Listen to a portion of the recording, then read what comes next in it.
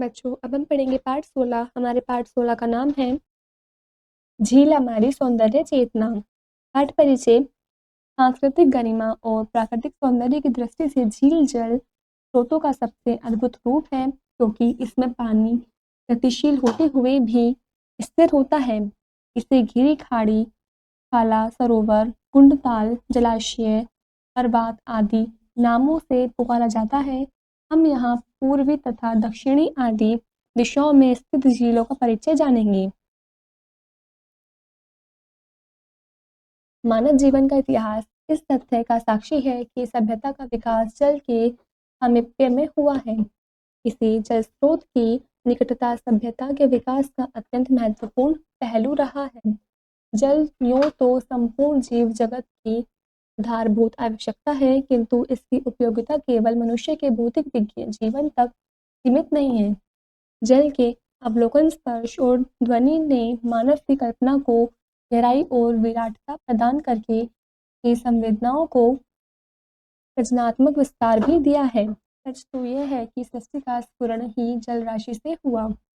जड़ और चेतन दोनों अवस्थाओं में जल ने केवल मनुष्य के भौतिक अस्तित्व संरक्षण किया है, बल्कि उसे मानसिक, बौद्धिक और सांस्कृतिक उत्थान की प्रेरणा भी दी है। समुद्र, नदी, झील, सरोवर, कूप, बावड़ी, तालाब जैसे विभिन्न प्राकृतिक एवं कृत्रिम जल स्रोत मानव सभ्यता के विकास के साक्षी ही नहीं, उसमें सहायक भी रहे हैं।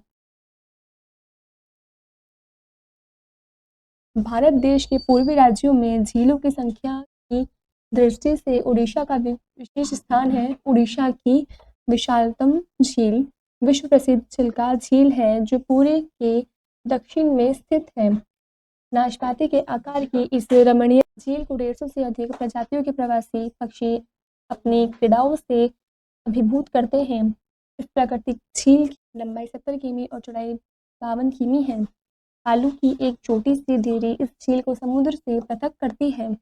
भुवनेश्वर की बिंदुसागर झील भी राज्य की सुंदरता झीलों में से एक है।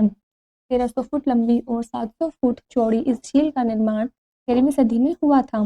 बताया जाता है कि प्रारंभ में इस झील के चारों ओर 7000 मंदिर हुआ करते थे। प्रसिद्ध लिंगराज मंदिर इस झील के किनारे है।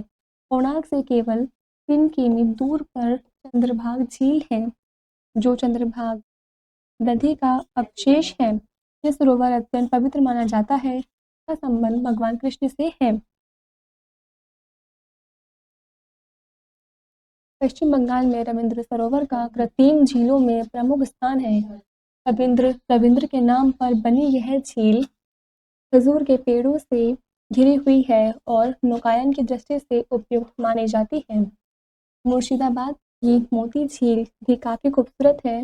दार्जिलिंग की सदल और मिरिक झीलें प्राकृतिक सौंदर्य की अनुपम सौगात। मिरिक झील तो अपने आकार और परिवेश से नैनीताल की याद दिला देती है। नैनाभिराम पहाड़ियों से घिरी इस झील का दायरा करीब 3 किलोमीटर है। बिहार की सीमा से लगी दामोदर घाटी परियोजना महत्व डैम झील नैसर्गिक सुषमा तथा उपयोगिता की दृष्टि से उल्लेखनीय है। बिहार झारखंड क्षेत्र में पटना रेल मार्ग पर जसडीह में शिवगंगा सरोवर एक पवित्र झील है, जिसका संबंध रामायण से है। रांची झील और मोतीहारी नगर की प्रसिद्ध झील भी इस क्षेत्र की मुख्य झीलें हैं। इसके अलावा उड़ीसा के प्रसिद्ध चिल्का झील के लघु संस्करण के रूप में धनबाद में भी एक छोटी सी चिल्का झील है। बोधगया में ब्रह्म सरोवर एक पवित्र झील है। यहाँ लोग धार्मिक आस्था के कारण जाते हैं।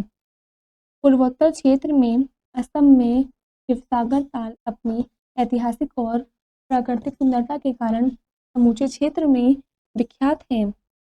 इस ताल का जल स्तर आसपास की भूमि से ऊंचा है। सर्दियों में साइबेरिया के सारस से अपना निवास स्थान बना लेते हैं। झील के किनारे अनेक मंदिर भी हैं। यहाँ से केवल 5 किलोमीटर दूर कृत्रिम झील जयसागर है, जिसे सन 1697 में राजा रुद्र सिंह ने बनवाया था। शिवसागर से 12 किलोमीटर दूर एक और झील रुद्रसागर है, जिसका निर्माण 1733 में राजा रुद्र सिंह के पुत्र लक्ष्मी सिंह ने करवाया था।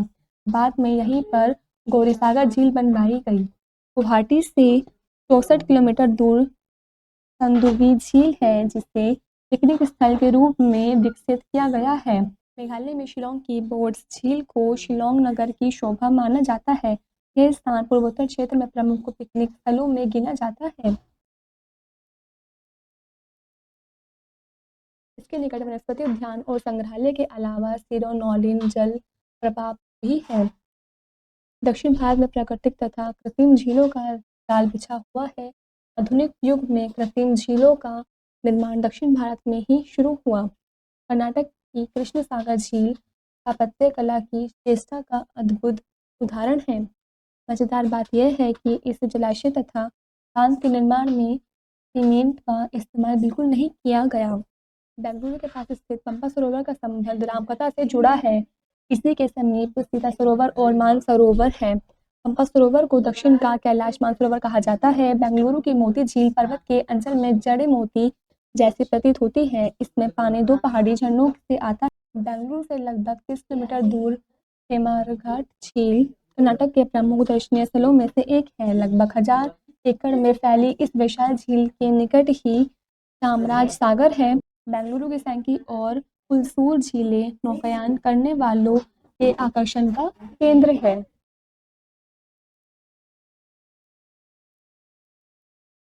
आंध्र प्रदेश के हुसैन सागर का कृत्रिम झीलों में विशिष्ट स्थान है। सन 1562 में बनी इस झील ने हैदराबाद नगर को 2 भागों में हैदराबाद और सिकंदराबाद में बांटा हुआ है। प्राकृतिक छटा के साथ साथ नौका विहार की उत्कृष्ट सुविधाओं के कारण भी यह झील पसंद की जाती है।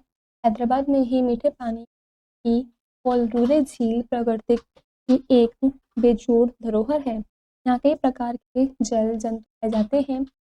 14,000 हेक्टेयर क्षेत्र में फैली इस झील का सौंदर्य और बढ़ाने की योजना है कि एक बेजोड़ धरोहर है। यहाँ कई प्रकार के जल जंतु पाए जाते हैं। 14,000 हेक्टेयर क्षेत्र में फैली इस झील का सौंदर्य और बढ़ाने की योजना है। हैदराबाद से लगभग 20 किलोमीटर पर बनी उस्मान सागर झील 40 वर्ग किलोमीटर क्षेत्र में फैली आंध्र प्रदेश की एक प्रमुख मानव निर्मित झील है। यह पिकनिक की दृष्टि से आदर्श झील है। हिमायत सागर, मीर आलम टैंक, नागार्जुन सागर, रामपा झील और पालक झील आंध्र प्रदेश की अन्य प्रमुख झीलें हैं। केरल को नदियों का प्रदेश माना जाता है। यहाँ झीलें बहुत कम हैं, किंतु यहाँ की पेरियार झील देश की सबसे अधिक सुव्यवस्थित झील है। 24 वर्ग किलोमीटर में फैली यह झील पेरियार नदी पर बांध के निर्माण के फलस्वरूप बनी। केरल और तमिलनाडु के बहुत बड़े क्षेत्र को सिंचाई जल तथा बिजली उपलब्ध कराने के साथ साथ यह झील पर्यटकों का स्वर्ग कही जाती है। तमिलनाडु की कृष्णा जिले की कोलेरू झील स्वच्छ जल की विशाल झील है। इसका व्यास वर्षा ऋतु में 250 वर्ग किलोमीटर तक फैल जाता है। मुद्रे से 120 किलोमीटर दूर पलानी पहाड़ियों में सितारे के आकार की कोडाइकनाल झील अपनी प्राकृतिक छटा और आसपास बने भव्य मंदिरों के कारण हर प्रकार पर्यटकों को आकर्षित करती है। इस झील के कारण यह समूचा क्षेत्र आदर्श पर्यटन स्थल के रूप में विकसित हो चुका है। यहाँ अंतर्राष्ट्रीय स्तर की पर्यटन सुविधाएं मौजूद हैं। राज्य के विश्व प्रसिद्ध पर्वतित स्थल ऊटी या उदमंडल में इसी नाम की एक सुंदर झील है। यह मछली पकड़ने तथा नौका विहार के लिए उपयुक्त।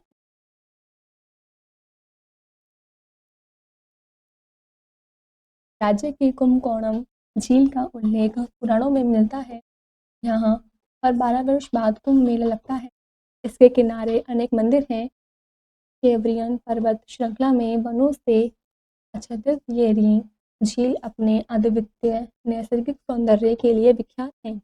एक सुंदर पर्यटन स्थल के रूप में विकसित की जा रही इस झील में एक छोटा सा मनोरम टापू भी है। लेक गार्डन, पॉटबार झील, मछलीकुंड झील, पांचकरा झील, शिवगंगा वापिका, बैरिजन झील और पुलिकट झील तमिलनाडु की अन्य महत्वपूर्ण झीलें हैं।